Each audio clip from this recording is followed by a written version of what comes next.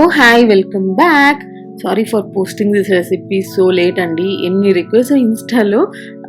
So finally అయితే మీకోసం post చేసేస్తున్నాను. రెండు సైమల్టేనియస్గా కుక్ చేస్తున్నాను, అలాగే చూపిస్తాను. సో ఫస్ట్ అయితే వాటర్ తీసుకొని అందులో సాల్ట్ వేసి ఈ స్పెగెటీ ఉంటుంది కదా, దాన్ని కొంచెం కుక్ చేయాలన్నమాట. మనకి ఇది ఒక 20-25 మినిట్స్ పడుతుంది. డిపెండ్స్ ఆన్ ద బ్రాండ్ అనమాట, బ్రాండ్ని బట్టి కూడా ఉంటుంది.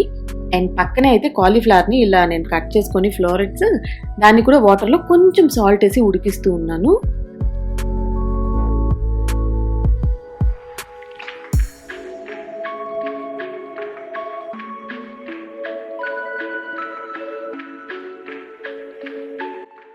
ఇవి బ్రేక్ అవ్వకుండా కొంచెం వాటర్లో అన్ని మునిగేలాగా పెడుతున్నాను.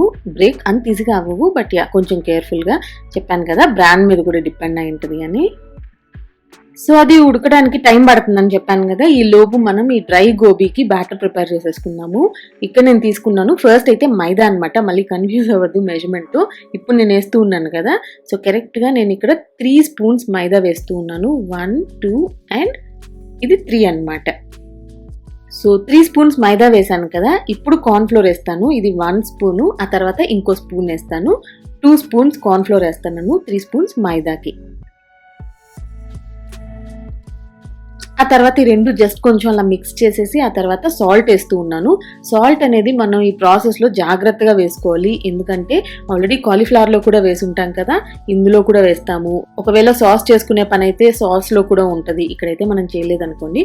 సో చూసి వేసుకోండి. అండ్ కారం వేస్తూ ఉన్నాను మీకు టేస్ట్కి తగ్గట్టు. నేనైతే ఇక్కడ 1 స్పూన్ వేసాను, ఒక మీడియం సైజ్ స్పూన్ కారం వేసి. ఆ తర్వాత ఇది చూసారా, ఇదేంటంటే గరం మసాలా అనమాట. గరం మసాలా కూడా నేను ఈక్వల్ క్వాంటిటీ వేసాను, 1 స్పూనే వేసాను. ఆ రెండింటిని కొంచెం అలా మిక్స్ చేసేసి ఆ తర్వాత ఇందులో జింజర్ గార్లిక్ పేస్ట్ వేయాలన్నమాట.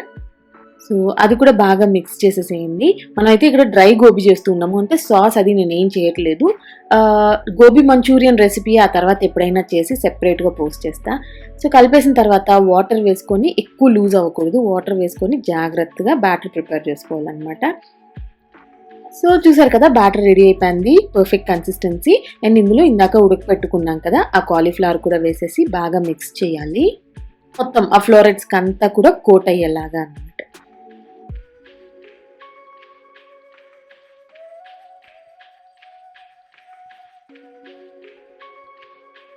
సో పర్ఫెక్ట్, మంచిగా కోట్ అయిపోయాను కదా. ఆ తర్వాత ఆయిల్ వేడి చేసేసుకొని ఇంకా ఇవి డీప్ ఫ్రై చేసేసుకోవడమే. ఇక్కడ ఏంటంటే నేను స్పూన్తో వేస్తూ ఉన్నాను కాబట్టి మీకు ప్రాపర్ షేప్ రాదు. అదే కానీ మీరు చేత్తో వేశారు అంటే మంచిగా మీకు రౌండ్ షేప్ వస్తుంది.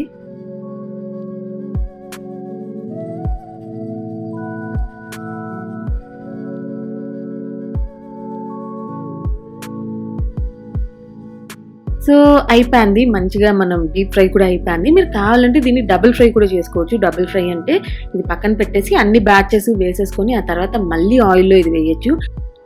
ఇంకా ఎక్కువ క్రిస్పీగా కావాలి అంటే, బట్ ఇది కూడా చాలా క్రిస్పీగా ఉంది, ఇది సరిపోతుంది. అండ్ అలాగే నేను ఇంకో బ్యాచ్ కూడా వేసేస్తాను.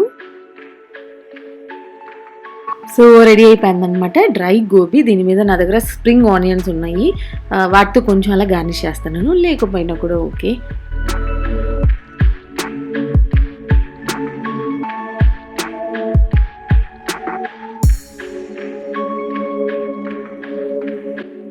చూసారు కదా dry gobi recipe.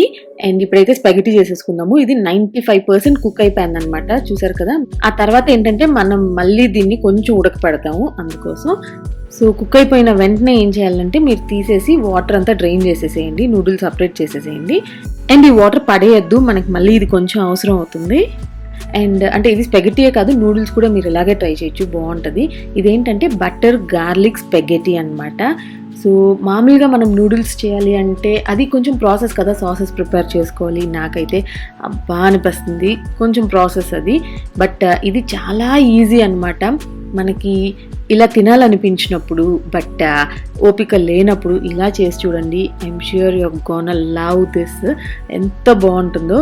So pan తీసుకున్నాం కదా, అందులో అయితే ఫస్ట్ కొంచెం ఆయిల్ వేసాను, ఆ తర్వాత బటర్. ఇది బటర్ గార్లిక్ రెసిపీ కాబట్టి బటర్ కొంచెం ఎక్కువ వేస్తే బాగుంటుంది. సో బటర్ మెల్ట్ అయిన తర్వాత ఇందులో మనం గార్లిక్ అంటే వెల్లుల్లిపాయలు ఉంటాయి కదా, చాలా చిన్నగా కట్ చేసేసుకొని వెల్లుల్లిపాయలు వేసి ఆ తర్వాత మిర్చి. నేనైతే ఇక్కడ కొంచెం ఎక్కువ మిర్చి వేసాను. స్పైసీగా బాగుంటుంది అని. సో ఆ రెండింటిని కూడా కొంచెం వేపాలన్నమాట. కొంచెం డార్క్ బ్రౌన్ అవ్వాలి, ఒకలాంటి బర్న్ ఫ్లేవర్ కూడా వస్తుంది, అప్పుడు చాలా బాగుంటుంది. సో చూసారు కదా, ఇది పర్ఫెక్ట్ అనమాట. ఆ తర్వాత ఇందులో ఇందాక స్పాగెటీ ఉంది కదా, అది కూడా వేసేసుకున్నాము. వేసుకున్న తర్వాత కొంచెం అలా మిక్స్ చేసి ఆ తర్వాత ఇందులో వేయాలి పెప్పర్, ఆ తర్వాత ఆరిగానో ఉంటుంది కదా, ఆరిగానో కానీ మిక్స్డ్ హెర్బ్స్ ఉన్నా కూడా మీరు వేసుకోవచ్చు. ఆ తర్వాత చిల్లీ ఫ్లేక్స్ అనమాట. నేనైతే ఇక్కడ చిల్లీ ఫ్లేక్స్ చాలా తక్కువ వేస్తూ ఉన్నాను, ఎందుకంటే చూసారు కదా మిర్చి కొంచెం ఎక్కువ వేసాను, అందుకని నేను చిల్లీ ఫ్లేక్స్ చాలా తక్కువ వేసుకుంటూ ఉన్నాను. సో ఇప్పుడేమో ఇది కొంచెం బాగా మిక్స్ చేసేస్తున్నాను, ఈ ఫ్లేవర్స్ అన్ని పట్టేలాగా. ఆ తర్వాత ఇందాక మనం స్పాగెటీ ఉడికించినప్పుడు కొంచెం వాటర్ పక్కన పెట్టమని చెప్పాను కదా, ఆ వాటర్ ఇందులో వేసి ఎక్కువ వేయొద్దు, చాలా కొంచెం, ఎందుకంటే 95% ఆల్రెడీ ఇది కుక్ అయిపోయింది కదా. సో మిగతా 5% ఈ ఫ్లేవర్స్లో కుక్ అవ్వడానికి అనమాట. సో కొంచెం వాటర్, చూసారా జస్ట్ ఇంతే వాటర్ వేసేసుకొని ఆ తర్వాత లిడ్ పెట్టేసి ఉడికించండి ఇంకొక 5-7 minutesకి. చూడటానికి ప్రాసెస్లా అనిపిస్తుంది, బట్ ఈ రెండు కూడా ట్రస్ట్ మీ చాలా త్వరగా అయిపోతాయి, and they both make a great combination అసలు. సో ఇందాక చెప్పినట్టు లిడ్ పెట్టేసి ఒక 5-7 minutes ఉడికించేసాను. ఆ తర్వాత ఓపెన్ చేసి చూస్తే చూసారా ఆల్మోస్ట్ వాటర్ అంతా అయిపోయింది, అండ్ ఇది మీకు కొంచెం బటర్ ఎక్కువ వేసాం కదా, అది కనిపిస్తుంది అనమాట. సో అంతే, మన స్పాగెటీ అయితే రెడీ అయిపోయింది. ఇప్పుడు మంచిగా దాన్ని సర్వింగ్ బౌల్లోకి తీసేసుకొని ఆ తర్వాత మీ దగ్గర ఉంటే అగైన్ స్ప్రింగ్ ఆనియన్స్తో గార్నిష్ చేసుకోండి, బాగుంటుంది. సూపర్బ్ రెసిపీ అసలు. ట్రై చేసి మీరు చేశారు అంటే ఇన్స్టాలో నాకు పక్కా పిక్స్ పోస్ట్ చేయండి. నేను యూట్యూబ్లో పెట్టట్లేదు, బట్ ఇన్స్టాలో అయితే డెఫినెట్గా నా స్టోరీస్లో షేర్ చేస్తూ ఉన్నాను. ఇప్పటికే చాలా షేర్ చేశాను, సో మీవి కూడా ఉండాలి అంటే డెఫినెట్గా నాకు పిక్స్ అయితే షేర్ చేయండి. So thank you all for watching and happy cooking.